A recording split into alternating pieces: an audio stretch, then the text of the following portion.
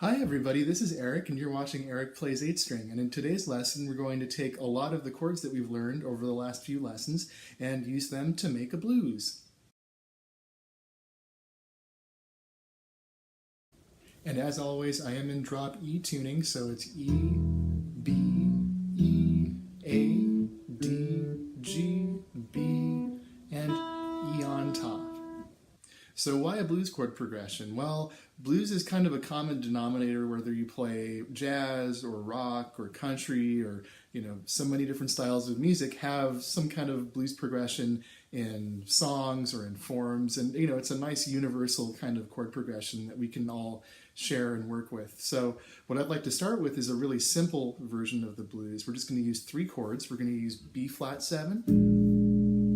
We're going to use E flat 7, back to B flat, back to E flat,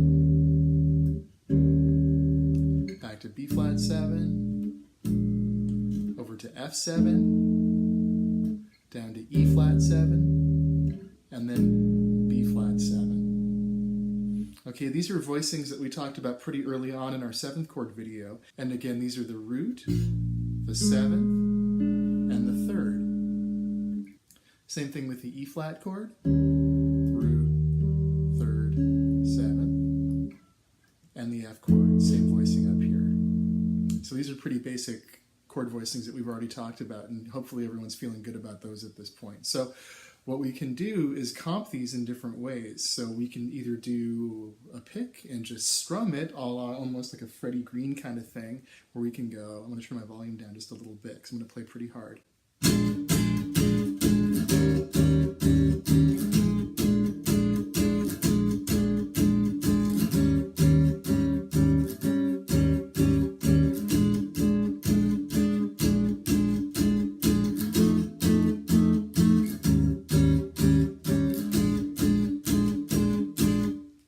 So those are just quarter notes, 1, 2, 3, and 4, every beat of the measure.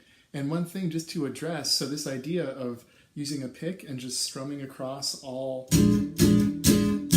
8 strings at the same time and only playing 3 notes is something to talk about in terms of muting. So what I'm doing is I'm pressing my index finger, getting that low B flat, and then I'm relaxing my index finger a little bit. There's a little bit of a curve to it like this. And what it does is it mutes the next 3 strings. So all you really hear is this little kind of percussive thunk, and then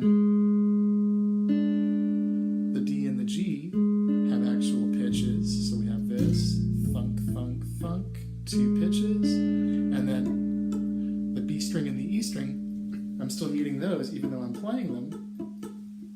I'm just using the end of my index finger right here. Even though I'm only playing 3 notes, I'm actually muting the other 5 strings. So again, you can just take your pick and just beat your guitar.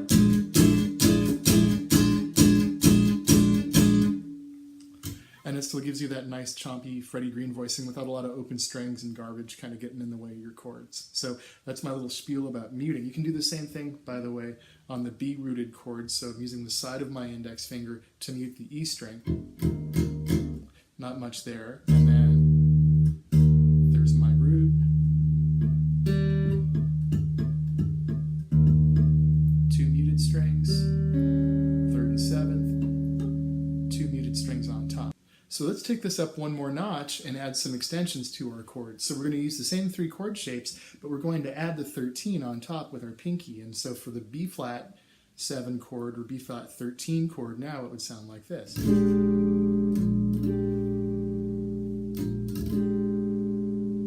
Okay, for E flat 13 it would be this.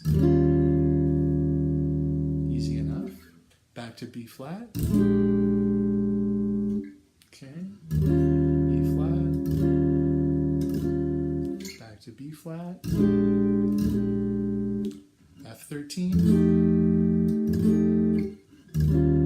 E flat 13, and B flat 13. So this time we're going to add a couple of extra chords to our blues progression. So we're going to start again with our B flat. It's our 1 chord, to our 4 chord, or E flat 7. Back to B flat, and on the 4th beat of that B flat, I'm going to play an E natural, dominant 7th,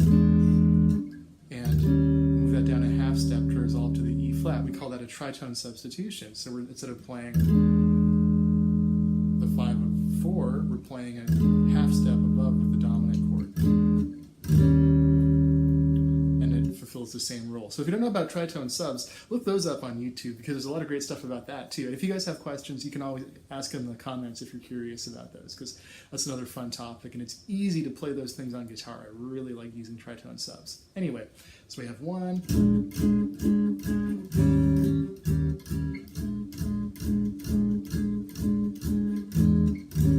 there was our tritone sub. Now this time we're playing an E half diminished chord, really fully diminished. And what that does is it voice leads us back, this is another tritone sub, to B flat 7. Okay, now this time we're going to go up to the 6th chord, and we're just going to play this as a regular dominant 7th, right? So the 6th chord is a G7. All right, now we're going to play the minor 2, which is a C minor 7. And then F7, that's our 5 chord. 1, B flat, 6, minor, 2, minor, 5, dominant, back to B flat 7 again. So let's go through that again. I'm just going to play through those chords so you can hear them, okay? And this time I'm going to comp with my fingers. So I'm going to be doing the bass with my thumb and the melody notes or the inner voices of the chord with my 3 fingers, or 2 fingers, depending on how big the chord is. So we have this.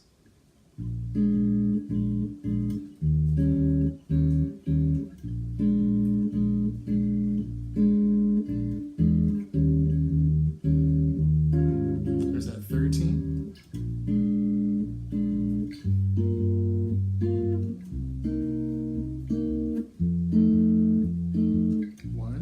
6, 2, 5, 1.